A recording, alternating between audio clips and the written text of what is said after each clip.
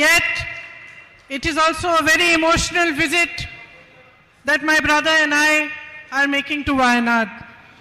ഈ മണ്ണിലേക്കുള്ള വരവ് അത് വികാരപരമായ ഒരു അനുഭവമാണ് ഞാനും എന്റെ സഹോദരനും അനുഭവിക്കുന്നത് എന്ന് ഇവിടെ പറയാൻ ആഗ്രഹിക്കുന്നു. Yesterday, I was packing up his furniture from his house until we find a new place for him. ഞാൻ ഇന്നലെ തുഗ്ലക് ലൈനിലെ എന്റെ പ്രിയപ്പെട്ട സഹോദരന്റെ വീട്ടിൽ നിന്ന് അദ്ദേഹത്തിന്റെ സാധന സാമഗ്രികൾ അത് മടക്കി വെക്കുകയായിരുന്നു. അതൊരു പുതിയ സ്ഥലത്തേക്ക് മാറ്റേണ്ടതുണ്ട് എന്ന് ഞങ്ങൾക്കറിയാം. I was looking at the storeroom, putting all the cardboard boxes one on top of the other, and I was thinking to myself that a few years ago I also had to move my home. I had my children to help me, my husband helped me. I have a family of my own, and I was thinking my brother doesn't have his own children, his own wife and family to help him, even though he has the rest of us. ഏതാനും വർഷങ്ങൾക്ക് മുമ്പ് എനിക്കും ഇതുപോലൊരു അനുഭവം ഉണ്ടായിരുന്നു. ഞാൻ താമസിച്ച സ്ഥലത്ത് നിന്ന് ഞാൻ മാറി താമസിക്കേണ്ടി വന്നു. അന്ന് സാധന സാമഗ്രികൾ എടുത്തു വെക്കാൻ എനിക്ക് എന്റെ കുഞ്ഞുങ്ങളുടെ സഹായമുണ്ടായിരുന്നു. എന്റെ പ്രിയപ്പെട്ട ഭർത്താവ് എന്നോടൊപ്പം ഉണ്ടായിരുന്നു. രാഹുലിന്റെ വീട്ടിൽ ഞാൻ ഈ സാധന സാമഗ്രികൾ അടക്കി വെക്കുമ്പോ, ചെറിയ കാർഡ്ബോർഡ് പെട്ടികളും ചെറിയ ബോക്സുകളും ഒക്കെ ഞാൻ എടുത്തു വെക്കുമ്പോ ഞാൻ ഓർക്കുകയായിരുന്നു, അദ്ദേഹത്തിന് പത്നിയില്ല, അദ്ദേഹത്തിന് സ്വന്തം കുഞ്ഞുങ്ങളില്ല. ഞങ്ങളൊക്കെ ഉണ്ടെങ്കിൽ പോലും സ്വന്തം ഭാര്യയും പത്നിയും ഈ സാധന സാമഗ്രികൾ അടക്കി വെക്കാൻ അദ്ദേഹത്തോടൊപ്പമില്ലല്ലോ എന്ന് സാന്ദർഭികമായി ഞാൻ ഓർക്കുകയുണ്ടായി. I went to his room. Everything was packed. Only the 2 sofas were left. He was sitting there alone. I said to him, tomorrow we are going to Wayanad. ഞാൻ അദ്ദേഹത്തിന്റെ റൂമിലേക്ക് കടന്നു ചെന്നു. അവിടുന്ന് സാധന സാമഗ്രികളെല്ലാം മാറ്റാൻ അവിടെ റെഡിയാക്കി വെച്ചിരിക്കുകയായിരുന്നു. 2 സോഫ ഒഴികെ മറ്റതെല്ലാം അടക്കി വെച്ചിരുന്നു. അദ്ദേഹം ഏകനായി ആ മുറിയിലിരിക്കുന്നത് ഞാൻ കണ്ടു. ഞാൻ അദ്ദേഹത്തോട് ചോദിച്ചു, നാളെ നിങ്ങൾ വയനാടിന്റെ മണ്ണിലേക്ക് പോവുകയല്ലേ എന്ന് അദ്ദേഹത്തോട് ഞാൻ ചോദിച്ചു. I said, I'm not very good at speaking in English, making speeches. So I looked at him. He answered me, don't worry. Speaking in Wayanad is the easiest. All you have to do is talk to them as if you are their family, because you are their family. വയനാട്ടിലേക്ക് കടന്നു വരുന്നതിനെ സംബന്ധിച്ച് ആലോചിച്ചപ്പോ എന്റെ ചെറിയൊരു ആശങ്ക ഞാൻ പങ്കുവച്ചു. ഇംഗ്ലീഷിൽ അത്ര ഫ്ലുവന്റ് ആയി സംസാരിക്കുക, അത്ര ഒഴുക്കോടുകൂടി സംസാരിക്കുന്ന കാര്യത്തിൽ എനിക്ക് ചില പരിമിതികളില്ലേ എന്ന് ചോദിച്ചപ്പോ അദ്ദേഹം എന്നോട് പറഞ്ഞ മറുപടി, ഒട്ടും ആശങ്കപ്പെടേണ്ടതില്ല.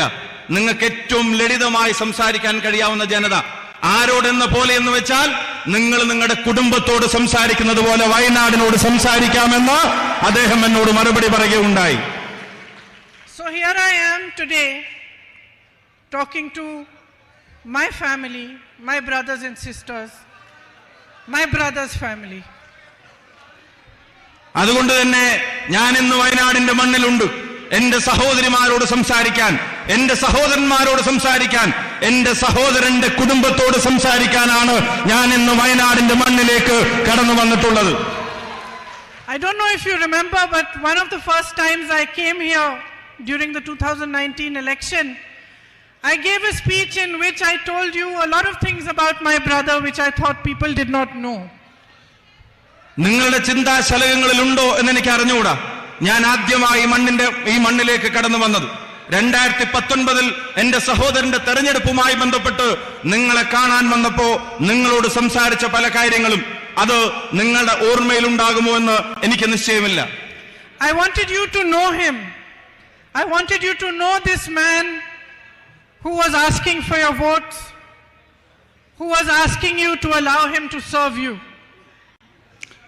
നിങ്ങളുടെ വോട്ടുകൾ അഭ്യർത്ഥിച്ചു വരുന്ന ഈ മനുഷ്യനെ, എന്റെ സഹോദരനെ അകവും പുറവും നിങ്ങൾ അറിയണം എന്ന് ഞാൻ ആഗ്രഹിച്ചു.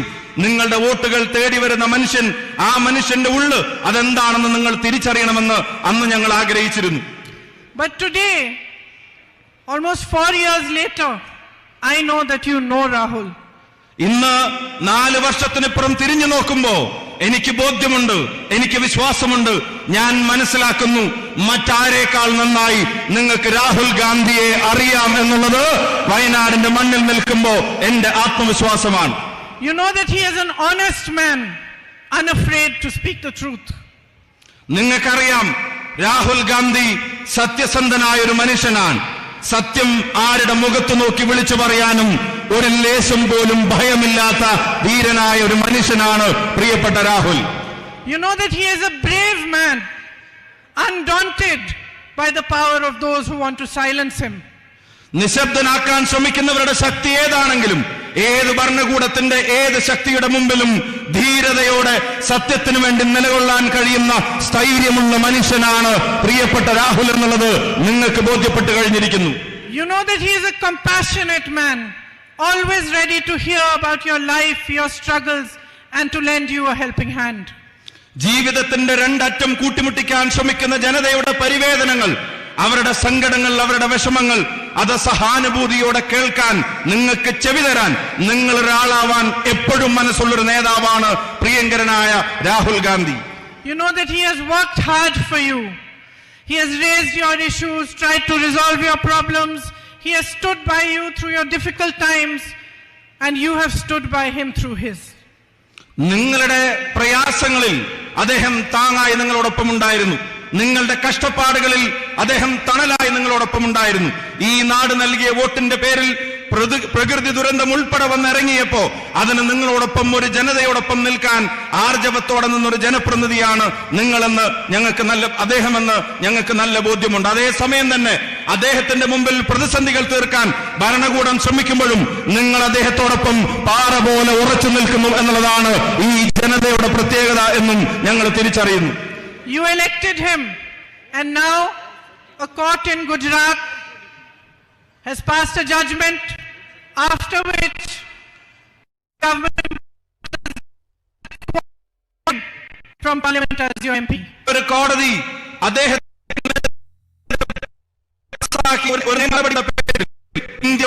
അദ്ദേഹത്തിന്റെ അംഗത്വം എന്ന യോഗ്യത അതില്ലാതാക്കാൻ ഭരണകൂടം ശ്രമിച്ചത് നിങ്ങൾക്കറിയാം. His future as your MP is in the hands of the courts. For me, it is a strange thing to know this, to know that you elected him and that for the time being he has been disqualified from even fighting another election for 8 years. അദ്ദേഹത്തിന്റെ parliament member എന്ന പദവിയുടെ സാങ്കേതികത്വം അതിനി കോടതികളുടെ മുമ്പിലാണ് എന്ന് എനിക്കറിയാം. 4.25 ലക്ഷം വോട്ടിന്റെ ഭൂരിപക്ഷത്തിന് ഒരു ജനത 5 വർഷത്തേക്ക് ഇന്ത്യയുടെ പാർലമെന്റിലേക്ക് തെരഞ്ഞെടുക്കപ്പെട്ട ഒരു മനുഷ്യൻ, ആ മനുഷ്യൻ അടുത്ത തെരഞ്ഞെടുപ്പിൽ മത്സരിക്കണമോ വേണ്ടയോ എന്നുള്ളത് പോലും ഇങ്ങനെ സാങ്കേതികത്വത്തിന്റെ കുരുക്കിൽ തൂങ്ങിയാറ് നിൽക്കുന്നത് ഒരു വിരോധാഭാസമായി എനിക്ക് അനുഭവപ്പെടുകയാണ്. To ask questions, to demand accountability, to raise issues is the job of a parliamentarian. ഒരു പാർലമെന്റ് മെമ്പറുടെ ജോലിയാണ് ഭരണകൂടത്തോട് ചോദ്യങ്ങൾ ചോദിക്കുക എന്നുള്ളത്. ജനത തെരഞ്ഞെടുക്കപ്പെട്ട ഒരു വ്യക്തിയുടെ ഉത്തരവാദിത്തമാണ് ഭരണകൂടത്തെ അതിന്റെ ചെയ്തികൾക്ക് ഉത്തരവാദികളാക്കി നിലനിർത്തുക എന്നുള്ളത്. നാടിന്റെ അനീതികളിൽ ചോദ്യം ചോദിക്കാനുള്ള ഉത്തരവാദിത്തം ഒരു ജനപ്രതിനിധിയുടേതാണ് എന്ന് ആവർത്തിച്ച് പറയാൻ ഞാൻ ആഗ്രഹിക്കുന്നു. It is a right enshrined in our constitution that we are free to express ourselves, we are free to ask, we are free to debate, we are free to dissent. ഇന്ത്യയുടെ ഭരണഘടന നമുക്ക് നൽകുന്ന അവകാശങ്ങളുണ്ട്. അത് നമ്മുടെ സ്വതന്ത്രമായ അഭിപ്രായ പ്രകടനത്തിന്റെ അവകാശങ്ങളാണ്. അത് സ്വതന്ത്രമായ ചർച്ചകൾക്കുള്ള അവകാശങ്ങളാണ്. അത് ഈ നാട്ടിലെ ഭരണകൂടത്തോട് ചോദ്യങ്ങൾ ചോദിക്കാനുള്ള അവകാശമാണ്. അത് ഈ നാട്ടിലെ ഭരണകൂടത്തോട് വിയോജിപ്പ് രേഖപ്പെടുത്താനുള്ളത് കൂടിയാണ് എന്ന് ഞാൻ ഓർമ്മപ്പെടുത്തുന്നു. I find it even stranger that a whole government, every minister, every MP, even the Prime Minister himself, finds it acceptable and appropriate to malign and mercilessly attack one man just because he asked a question they could not respond to. കൂടുതൽ ഞാൻ പറയാൻ ആഗ്രഹിക്കുന്നു, വിരോധാഭാസമെന്ന് ഞാൻ പറയട്ടെ. ചോദ്യങ്ങൾ ചോദിക്കുന്ന ഒരു മനുഷ്യനെ, ഭരണകൂടത്തിന്റെ മുമ്പിൽ ആർജവത്തോടെ എഴുന്നേറ്റ് നിൽക്കുന്ന ഒരു മനുഷ്യനെ അദ്ദേഹത്തെ അപമാനിക്കുവാൻ, അദ്ദേഹത്തെ പരിഹസിക്കുവാൻ, അദ്ദേഹത്തെ വളഞ്ഞിട്ടാക്രമിക്കാൻ ഭരണകൂടത്തിന്റെ അടിമകളായ ജനപ്രതിനിധികൾ, അവരുടെ മന്ത്രിമാർ, അവരുടെ പ്രധാനപ്പെട്ട പദവികളിരിക്കുന്നവർ, അവരെല്ലാവരും വരിവരിയായി നിന്ന് ഒരു മനുഷ്യനെ വേട്ടയാടാൻ ശ്രമിക്കുന്നതിന്റെ കാരണം അദ്ദേഹം ഈ ഭരണകൂടത്തോട് ചോദ്യങ്ങൾ ചോദിക്കുന്നു എന്നുള്ളത് തന്നെയാണ് എന്ന് ഞാൻ തിരിച്ചറിയുന്നു. But then, my brothers and sisters, the truth is always uncomfortable, especially for those who lie, for those who unleash an industrial scale of propaganda against anyone who dares to question them. പ്രിയപ്പെട്ട സഹോദരീ സഹോദരന്മാരെ, വ്യവസായവൽക്കരിക്കപ്പെട്ട പ്രൊപ്പഗൻഡകൾ, വിദ്വേഷ പ്രചരണങ്ങൾ ഇവിടുത്തെ ഭരണകൂടം മുഖമുദ്രയാക്കുമ്പോ, ഇവിടെ ചോദ്യങ്ങൾ ചോദിക്കുന്നവനെ അപമാനിക്കാനുള്ള ശ്രമങ്ങൾ ഇവിടുത്തെ ഭരണകൂടത്തിന്റെ സ്വഭാവവും ശീലവുമാകുമ്പോ അതിനെ പ്രതിരോധിക്കേണ്ടത് അനിവാര്യതയാണ്. Our nation was built on the foundation of truth, of non-violence, equality and justice. സത്യത്തിന്റെ അടിത്തറയിൽ, സമത്വത്തിന്റെ വിശാലതയിൽ, നീതിബോധത്തിന്റെ ഉത്തമ ശൃംഖങ്ങളിൽ രൂപം കൊണ്ട ഒരു രാജ്യമാണ്, ഒരു ദേശമാണ് ഇന്ത്യ എന്ന് ഞാൻ ഓർമ്മപ്പെടുത്തുന്നു. Our fight for freedom was called Satyagraha. It was a fight for truth. സത്യത്തിനു വേണ്ടിയുള്ള പോരാട്ടങ്ങൾ, ആ പോരാട്ടങ്ങളുടെ ചരിത്രമായിരുന്നു ഇന്ത്യയുടെ മണ്ണിൽ നടന്ന സത്യാഗ്രഹ സമരങ്ങൾ, നീതിക്ക് വേണ്ടിയുള്ള പോരാട്ടങ്ങൾ. The parliament, the judiciary, the media, these were institutions built to protect these freedoms. ഈ നാട് അനുഭവിക്കുന്ന സ്വാതന്ത്ര്യങ്ങൾ, ആ സ്വാതന്ത്ര്യങ്ങൾ അത് സംരക്ഷിച്ചു പിടിക്കാൻ വേണ്ടിയാണ് ഇന്ത്യക്കൊരു പാർലമെന്റ് ഉണ്ടായത്. ആ നീതിബോധം ഉയർത്തിപ്പിടിക്കുന്നതിന് വേണ്ടിയാണ് ഇന്ത്യക്കൊരു കോടതി സംവിധാനങ്ങൾ, നിയമ സംവിധാനങ്ങൾ ഉണ്ടായത്. അവിടെ വരുന്ന പോരായ്മകളെ തുറന്നെഴുതുന്നതിന് വേണ്ടിയാണ് ഇന്ത്യയിൽ ജനാധിപത്യത്തിന്റേതായ ഒരു മാധ്യമ സംസ്കാരത്തെ നാം കെട്ടിപ്പടുത്തിയെടുത്തത്. Yesterday, while watching television, I heard some ministers of the BJP saying that the Congress party has taken one man's issue and is making it out of to be an issue of democracy. ഇന്നലെ ബിജെപിയുടെ ചില മന്ത്രിമാർ, ബിജെപിയുടെ ചില നേതാക്കന്മാർ അവർ ടിവിയിലൂടെ പറയുന്നത് ഞാൻ കേൾക്കാനിടയായി. കോൺഗ്രസ് പ്രസ്ഥാനം ഒരു വ്യക്തിയുടെ പ്രശ്നത്തെ പൊക്കിപ്പിടിച്ചു വരുന്നു, ആ വ്യക്തിയുടെ പ്രശ്നം അത് ഇന്ത്യയുടെ പ്രശ്നമാക്കി വളർത്താൻ അവർ ശ്രമിക്കുകയാണ് എന്ന് ഇന്നലെ ചില ബിജെപി നേതാക്കന്മാർ പറയുന്നത് ഞാൻ കേൾക്കാനിടയായി. It seems to me to be exactly the opposite. The entire government and the BJP are trying to turn our democracy upside down just to protect one man. His name is Gautam Adani. പക്ഷേ എനിക്ക് അനുഭവപ്പെട്ടത് മറ്റൊരു രീതിയിലാണ്. ഒരു വ്യക്തിയെ വേട്ടയാടാൻ വേണ്ടി, ഒരു വ്യക്തിയുടെ പ്രശ്നങ്ങൾ ഇന്ത്യ മുഴുവൻ ഒരു വിഷയമാക്കാൻ കോൺഗ്രസ് ശ്രമിക്കുന്നതായിട്ടല്ല എനിക്ക് അനുഭവപ്പെട്ടത് ഒരു വ്യക്തിയുടെ സംരക്ഷണത്തിന് വേണ്ടി ഇന്ത്യയുടെ പ്രധാനമന്ത്രി, ഒരു വ്യക്തിയുടെ സംരക്ഷണത്തിന് വേണ്ടി ഇന്ത്യയുടെ ഭരണകൂടം, ഒരു വ്യക്തിയുടെ സംരക്ഷണത്തിന് വേണ്ടി ഇന്ത്യയുടെ ഭരണഘടനാ സ്ഥാപനങ്ങൾ അവരെല്ലാവരും അണിനിരക്കുന്നത് ഒരു വ്യക്തിയുടെ സംരക്ഷണത്തിന് വേണ്ടിയാണ്. ആ വ്യക്തി മറ്റാരുമല്ല, അത് ഗൗതം അദാനിയാണ് എന്ന് എനിക്ക് ബോധ്യപ്പെട്ടിരിക്കുന്നു. Our country is at a crossroads. What has happened to my brother is just a symptom. It is a symptom of how far we are down the path towards a dictatorship today. Today, the government believes that it can silence any dissent. It believes it can take our ports, our airports, even some of our defense establishments, and pass them on to their businessmen friends. ജനാധിപത്യത്തിന്റെ നിർണായകമായ ഒരു നാൽക്കവലയിൽ ഈ രാജ്യം നിൽക്കുകയാണ്. ഒരു പാത എന്റെ സഹോദരൻ നയിക്കുന്ന പാതയാണ്.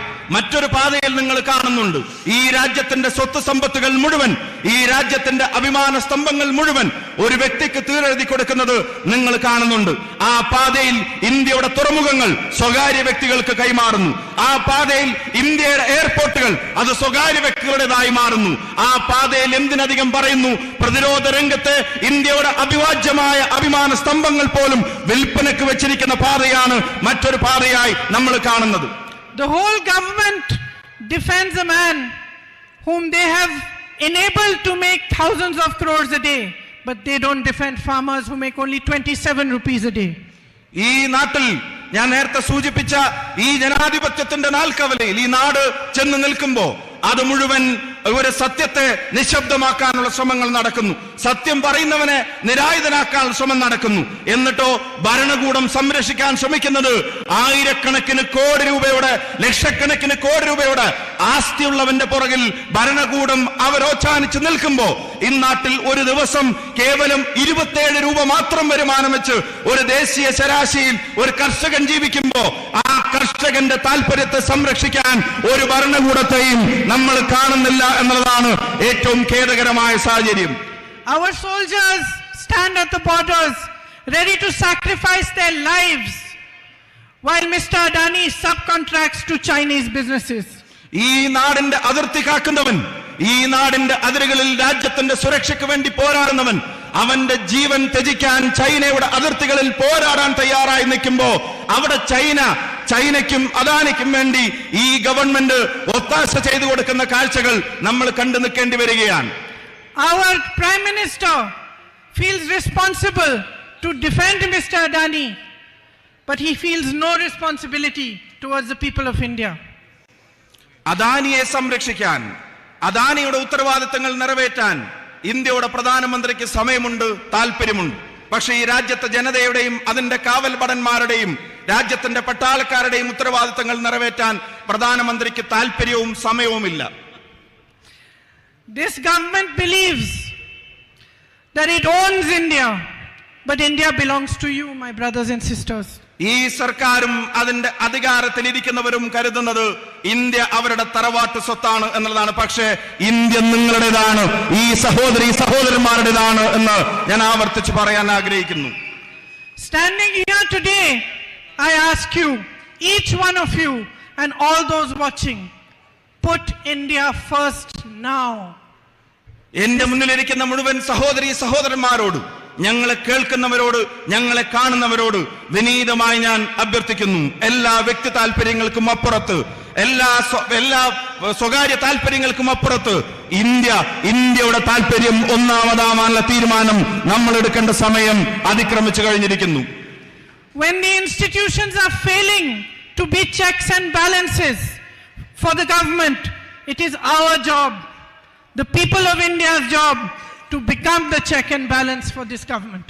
ജനാധിപത്യ സംവിധാനങ്ങളുടെ സന്തുലിതാവസ്ഥ നഷ്ടപ്പെടുന്ന ഒരു സാഹചര്യത്തിൽ അവയെ സംരക്ഷിക്കാൻ ഭരണഘടനാ സ്ഥാപനങ്ങൾ ദയനീയമായി പരാജയപ്പെടുമ്പോ, അവർ വെറും നോക്കുകുത്തികളാകുമ്പോ ഈ നാടിന്റെ ജനാധിപത്യ ബോധത്തെ സംരക്ഷിക്കാനുള്ള ഉത്തരവാദിത്വം ഇന്ത്യയുടെ ജനതയുടെ മേലെ വന്നു ചേരുകയാണ്, നമ്മുടെ മേലിൽ അത് വന്നു ചേരുകയാണ്. Aren't you tired of watching the Prime Minister change costumes every day and having no change in your own lives, having no future to think of? There are jobs required. The government is doing nothing about it. Prices are soaring. Every day is a difficulty, a new struggle, and yet there is no accountability. പ്രിയമുള്ളവരെ, ജീവിതം ദുസ്സഹമായി ജനതയുടെ മുമ്പിൽ മാറുന്നു. Rocket പോലെ ഈ നാട്ടിലെ സാധന സാമഗ്രികളുടെ വില അത് ഉയർന്നുകൊണ്ടേയിരിക്കുകയാണ്. അതേസമയം നാട്ടിലെ യുവതയുടെ തൊഴിലവസരങ്ങൾ അത് പാതാളത്തിലേക്ക് താഴോട്ട് പോയിക്കൊണ്ടുമിരിക്കുന്നു. ഒരു ഭരണകൂടം നിങ്ങളോട് പറഞ്ഞ വാഗ്ദാനങ്ങൾ അതെല്ലാം അവർ മറന്നിരിക്കുന്നു. ഇന്ന് തൊഴിലിനെ സംബന്ധിച്ച്, ജനങ്ങൾക്ക് താങ്ങാൻ കഴിയാത്ത വിലക്കയറ്റത്തെ സംബന്ധിച്ച് നിങ്ങളോട് സമ്മതിക്കാൻ, അതിനൊരു ഭരണകൂടത്തിന്റെ ഉത്തരവാദിത്തങ്ങൾ നിറവേറ്റാൻ ഈ പ്രധാനമന്ത്രിയും ഈ ഭരണകൂടവും ദയനീയമായി പരാജയപ്പെട്ടിരിക്കുകയാണ്. We will not stop asking questions. We will question them. We will ask for accountability. We will keep speaking the truth no matter what they do to us. ജനങ്ങളോടുള്ള പ്രതിബദ്ധതയെ സംബന്ധിച്ചുള്ള ചോദ്യങ്ങൾ, ആ ചോദ്യങ്ങൾ നിലക്കുന്നില്ല, ആ ചോദ്യങ്ങൾ നമ്മൾ അവസാനിപ്പിക്കുന്നില്ല. നമ്മൾ ചോദ്യങ്ങൾ ചോദിച്ചുകൊണ്ടേയിരിക്കും. ഈ ഭരണകൂടത്തോട്, അതിന്റെ തലപ്പത്തിരിക്കുന്നവരോട്, ജനങ്ങളോടുള്ള പ്രതിബദ്ധതയെ സംബന്ധിച്ച്, അതിൽ വരുന്ന വീഴ്ചകളെ സംബന്ധിച്ച്, അതിനെ സംബന്ധിച്ചുള്ള നമ്മുടെ ചോദ്യങ്ങൾ, ആ ചോദ്യങ്ങൾ എന്തിന്റെ പേരിലും ഒന്നിന്റെ മുന്നിലും നിലയ്ക്കാൻ പോകുന്നില്ല. You in Wayanad are showing the country the way. They are trying to silence my brother. You have become his voice. Wayanad രാജ്യത്തിന്റെ മുമ്പിൽ പുതിയ പാതകൾ വെട്ടിത്തെളിക്കുകയാണ്. നിശബ്ദനാക്കാൻ, രാഹുൽ ഗാന്ധിയെ നിശബ്ദനാക്കാൻ ഭരണകൂടം ശ്രമിക്കുമ്പോ, അദ്ദേഹത്തെ നിരായുധനാക്കാൻ ഭരണകൂടം ശ്രമിക്കുമ്പോ, അദ്ദേഹത്തിന്റെ ശബ്ദമായി വയനാടിന്റെ ജനത ഇന്ന് മാറിയതുപോലെ രാജ്യം ഒന്നടങ്കം ആ ശബ്ദം ഏറ്റെടുക്കും. They disqualify him from parliament and you come here in huge numbers to receive him and show him your support. ഇന്ത്യയുടെ പാർലമെന്റിന്റെ അംഗത്വത്തിൽ നിന്ന് അദ്ദേഹത്തെ റദ്ദ് ചെയ്തപ്പോ 10,000-കണക്കിനായ ആളുകൾ കൽപ്പറ്റയുടെ തെരുവോരങ്ങളിൽ വന്ന് രാഹുൽ ഗാന്ധിക്ക് നൽകിയ ഉജ്ജ്വലമായ സ്വീകരണം അതിന്റെ ഏറ്റവും വിശേഷമായ അടയാളപ്പെടുത്തലായി ഞാൻ കാണുന്നു. They ask him to leave his home and thousands of you open your houses and urge him to take them to stay in your own homes. Parliament അംഗത്വം എന്ന നിലക്ക് അദ്ദേഹത്തിന് അനുവദിക്കപ്പെട്ടിരുന്ന ഭവനം അതൊഴിയാൻ മണിക്കൂറുകൾക്കുള്ളിൽ കടലാസ് കൊടുത്തപ്പോ ആ കടലാസിന് മറുപടി പറഞ്ഞത് ഇന്ത്യയിലെ ജനങ്ങളാണ്. രാഹുലിനെ ഭവനരഹിതനാക്കാൻ ഒരു തീരുമാനം കേന്ദ്രത്തിന്റെ ഗവൺമെന്റ് എടുത്തപ്പോ ഞങ്ങളുടെ വീടിന്റെ വാതിലുകൾ അത് നിങ്ങൾക്ക് മുമ്പിൽ തുറന്നിട്ടിരിക്കുന്നു രാഹുൽ എന്ന് ആയിരക്കണക്കിന് ഭാരതീയർ, ആയിരക്കണക്കിന് വയനാട്ടുകാർ അവർ ഒരേ സ്വരത്തിൽ പറഞ്ഞത് അഭിമാനകരമാണ്. I am deeply grateful to you for your support. എന്റെ ഹൃദയത്തിന്റെ അടിത്തട്ടത്തിൽ നിന്നുള്ള അഭിവാദ്യങ്ങളും നന്ദിയും നിങ്ങൾ നൽകിയ നിസ്സീമമായ ഈ പിന്തുണക്ക് ഞാൻ രേഖപ്പെടുത്താൻ ആഗ്രഹിക്കുന്നു. Because you have understood that this is not the issue of one man. This is the issue here is the kind of country we want for our children. ഇത് ഒരു വ്യക്തിയുടെ പ്രശ്നമല്ല എന്ന് നിങ്ങൾ തിരിച്ചറിഞ്ഞിരിക്കുന്നു. ഇതൊരു ഇൻഡിവിജ്വലിന്റെ പ്രശ്നമല്ല എന്ന് നിങ്ങൾ തിരിച്ചറിഞ്ഞിരിക്കുന്നു. ഇത് ഈ മണ്ണിൽ നാളെ വളരാൻ പോകുന്ന, ഈ മണ്ണിൽ നാളെ ജീവിക്കാൻ പോകുന്ന, ഈ മണ്ണിലേക്ക് നാളെ ജനിച്ചു വീഴാൻ പോകുന്നത് ഉൾപ്പെടെയുള്ള തലമുറകളുടെ നീതിക്ക് വേണ്ടിയുള്ള പോരാട്ടത്തിന്റെ പ്രശ്നമാണ് എന്ന് നിങ്ങൾ തിരിച്ചറിഞ്ഞിരിക്കുന്നു. It is about building a strong and brave country for our children. It is about building a country in which everybody is free to express dissent, to ask for accountability, and a true democracy is established again. അതിശക്തമായി ചോദ്യങ്ങൾ ചോദിക്കാൻ, ഭരണകൂടങ്ങളുടെ ഉത്തരവാദിത്തങ്ങൾ അവരെ ഓർമ്മപ്പെടുത്താൻ, ജനാധിപത്യ ബോധത്തോട് സത്യസന്ധമായ നീതി പുലർത്താൻ ഒരു തലമുറ ആഗ്രഹിക്കുന്നുണ്ടെങ്കിൽ ആ തലമുറക്ക് വേണ്ടി കരുത്തുറ്റൊരു രാജ്യത്ത് അതിനെ സൃഷ്ടിക്കാനുള്ള ഒരു പോരാട്ടത്തിന്റെ ഭാഗമാണ് പ്രിയപ്പെട്ട രാഹുൽ ഗാന്ധി നടത്തിക്കൊണ്ടിരിക്കുന്നത്. Thank you for your patriotism. Thank you for your love. Thank you for being a family to my brother